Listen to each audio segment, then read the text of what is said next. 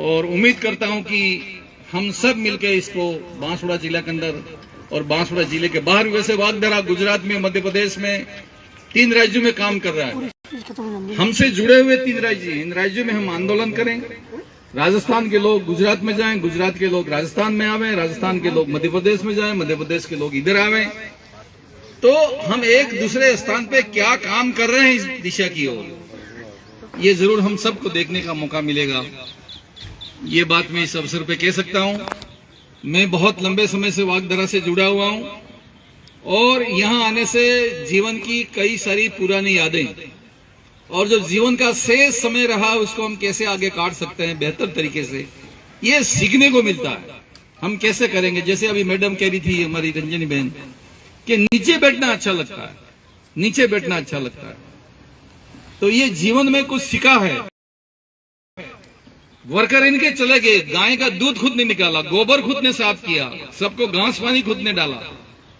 तो ये प्रैक्टिकल सीखने को मौका मिलता है, ये बात मैं कह सकता हूं। उस दिन मैंने कहा था कि हमारे पास में जो पुराना मक्का है, गेहूं है, चावल है, अगर वो उसका भोजन घर में बन रहा है तो बाहर आया हुआ मेहमान ये कह सकता है कि इस मकान के अंदर मेरे लिए क्या भोजन बन रहा है, काय का भोजन बन रहा है, वो बाहर बैठा बैठा आदमी पता लगा सकता है। ऐसी खुशबू निकल के बाहर आती है, ऐसी पता हम सबको लग जाता है। और आजकल तो क्या है कि आपके 2 रोटी खाओ और 1 घंटे में बुश खत्म, 1 घंटे बाद फिर खाओ, फिर तैयार मिलेगा आपको, क्योंकि पेट तो भर जाता है लेकिन जो शरीर के लिए पौष्टिक आहार की आवश्यकता होती है वो साथ नहीं देता है पेट के अंदर। तो मैं समझ सकता हूं कि जयेश भाई, आपकी पूरी टीम के साथ हम खड़े हैं। पिछले टाइम भी हम आपके साथ खड़े थे। जहां पर भी सरकार की आवश्यकता होगी हम आपको पूरी तरह से मदद करेंगे। और आप हमारे साथ सरकार के अलावा हो, आप सरकार के हिसाब से नहीं हो, हम आपको सरकार दें, हम आपको जयेश भाई, अभी राजनीति का तो कोई भरोसा नहीं, लास्ट में वागधरा में आके ही काम करना है। वागधरा है, मानगढ़ है, बेणेश्वर धाम है, यही अपने वापस बुढ़ापे के अंदर यही काम आएगा। बाकी हमारी आदत ऐसी पड़ गई, घर पे रह नहीं सकते। अब लाख उपाय कर लो, घर पे नहीं रह सकते हम। सुबह दिन खुलते ही हमको दिन की 5-25-100 किलोमीटर यात्रा करनी पड़ती है, तभी जाके रोटी पचती है। तो अभी से हम तैयार कर रहे हैं वागधरा में जाने के लिए। अच्छा सा मिलकर काम करेंगे, यही मैं इस अवसर पे कह सकता हूं। आप सभी के लिए खुशी की बात है, मैं पूरे मंच को ये बात कहना चाहता हूं कि मुझे मंत्रिमंडल में इस 21 तारीख को मेरे 10 महीने होंगे और इस 10 महीने के अंदर इस बांसवाड़ा को 10,000 करोड़ रुपया दिया है।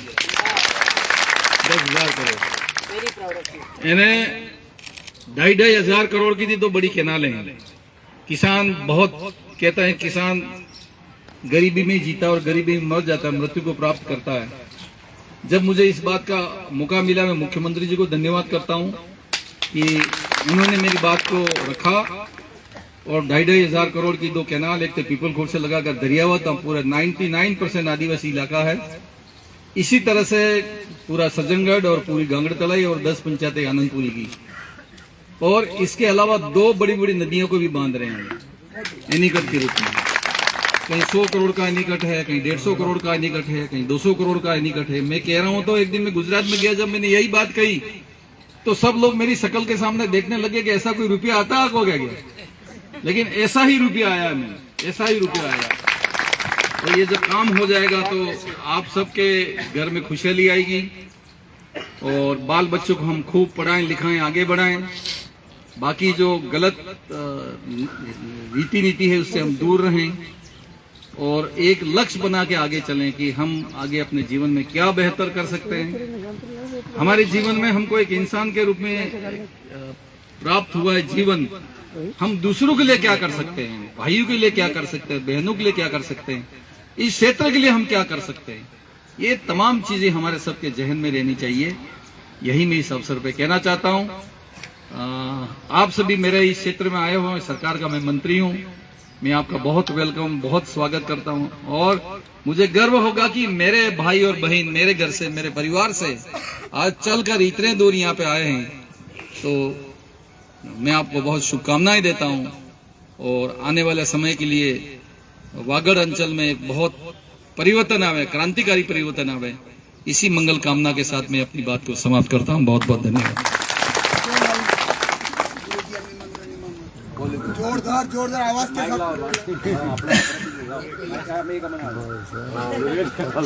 17 नवंबर 1913 अंग्रेजों से युद्ध लड़ते हुए आदिवासी भाई मरे थे। थोड़ा सा हो सकता है हमारा गोविंद गुरु था, गोविंद गुरु ने अंग्रेजों को ललकारा था और इसके ऊपर उन्होंने गीत गाया था। उस गीत को मैं थोड़ा सा गा दे, वैसे कई गीत गाता हूं वैसे तो मैं, आप सबको गाना है कि मनगढ़ मत वेरा है पूरेटिया, नहीं मानो रे नहीं मानो, नहीं मानो रे नहीं मानो, जाम्बू मारो तुमको है बेणे से मारो, सोपड़ो है पूरेटिया, नहीं मानो रे नहीं मानो, मारो तुमको है मारो तुमको है पूरेटिया, नहीं मानो रे नहीं मानो। दिल्ली मामाई कुर्सी है, अहमदाबाद मारी जाजो है पूरेटिया, नहीं मानो रे नहीं मानो। दिल्ली हमारी कुर्सी है, अहमदाबाद मारी जाजो है पूरेटिया, नहीं मानो रे नहीं मानो। मनगढ़ माथे वेरा है, अहमदाबाद मारी जाजम है पूरेटिया, नहीं मानो रे नहीं मानो। मनगढ़ माथे वेरा है, अहमदाबाद मारी जाजम है पूरेटिया, नहीं मानो रे नहीं मानो। जालद माँ मारो जापो है, कामाई माँ मारो द्वारो है पूरेटिया, नहीं मानो रे नहीं मानो। जालद माँ मारो जापो है, कामाई मारो द्वारो है पूरेटिया, नहीं मानो रे नहीं मानो। दिल्ली माँ मारी कुर्सी है, अहमदाबाद मारी जाजम है पूरेटिया, नहीं मानो रे नहीं मानो। दिल्ली में मारी कुर्सी है, अहमदाबाद मारी जाजम है पूरेटिया, नहीं मानो रे नहीं मानो। कहने का मतलब ये है कि उस वक्त उस महाराज ने, हमारे साधु ने, हमारे गुरु ने अंग्रेज को ललकारा था। इस मानगढ़ के ऊपर मेरी दुश्मनी है, पूरेटिया मतलब सफेद अंग्रेज, नहीं मानो रे नहीं मानो, नहीं मानूंगा तेरे को।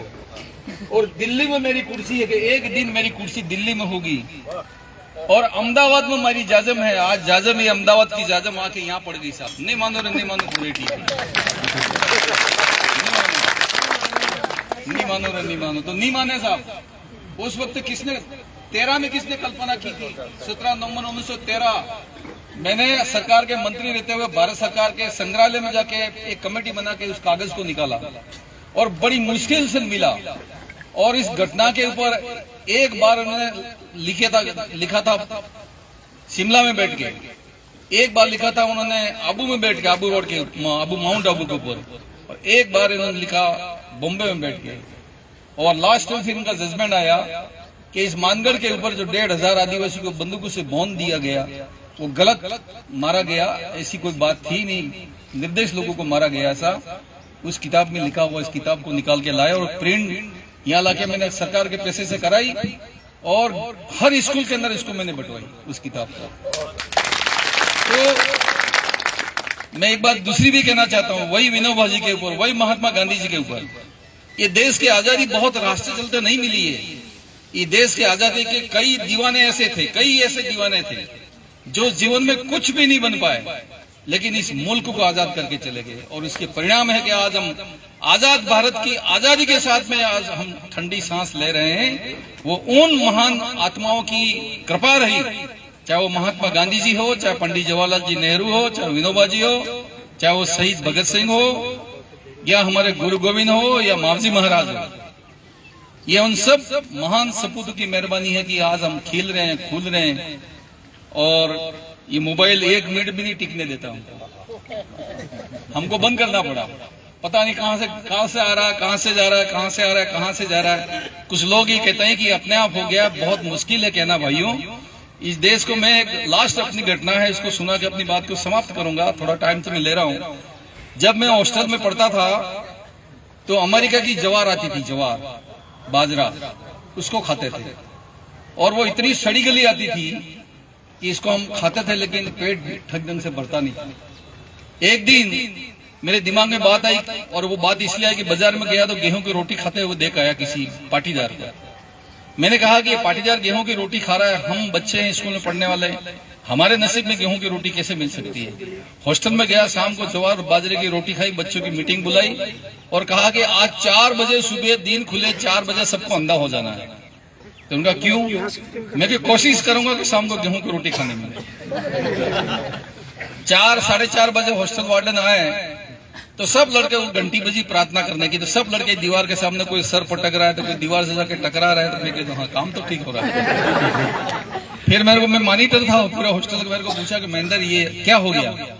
मुझे सब लगता ऐसा है कि मैं बताने तो वाला था 2-3 दिन से, लेकिन ये जवार बाजरा आ रही, इसमें कोई न कोई गड़बड़ ऐसा है। आप तो खिला के चले जाते हो, उसके बाद रात में बच्चे कभी उल्टी करते हैं, कभी दस्त करते हैं, और ये बाजरा में कोई न कोई गड़बड़ होगी, जवार में कोई न कोई गड़बड़ होगी। तो यार तू बात तो ठीक कह रहा, रात में और क्या हो सकता है, और एक लड़के को हो सकता है, सबको कैसे हो सकता है। मैं कहा हाँ साहब। अच्छा तो इनको संभाल। वो मोटरसाइकिल लेके थाने में गया, वहां से वायरलेस किया कलेक्टर को कि जोड़ना हॉस्टल में लड़के जवार बाजरा खा के अंधे हो गए, पागल हो गए। तो कलेक्टर ने कहा कि कोई बात नहीं, इनका इलाज वगैरह कराओ, मैं गेहूं की व्यवस्था करता हूं। उस टाइम पे वो जीप हुआ करती थी बड़ी वाली, डीजल इंजन वाली, इसमें 10 कट्टे गेहूं भर के शाम को आया। उससे पहले हॉस्पिटल लेके गए तो मैंने लड़कों कह दिया कि कोई पढ़ा है तो कहना दिखता भी नहीं, क्या पढ़ो। और पहली बार उस वक्त मैंने गेहूं की रोटी खाई थी। आज कोई भाई कह रहे हैं कि साहब ये हो गया वो हो गया। भैया आज बांसवाड़ा में हरदेव जी जोशी जी की, और आज मैं इनको नमन करता हूं जिनकी वाटिका में हम बैठे हुए हैं, गोकुल भाई वो बांसवाड़ा में भी आए थे। हरदेव जी जोशी जी ने डैम बनाया, उसका परिणाम है कि महेंद्र मालवीय उनका अनुयायी आज 10,000 करोड़ सिंचाई के लिए दे रहा है। अगर वो माही डैम नहीं होता तो मैं कहां देता।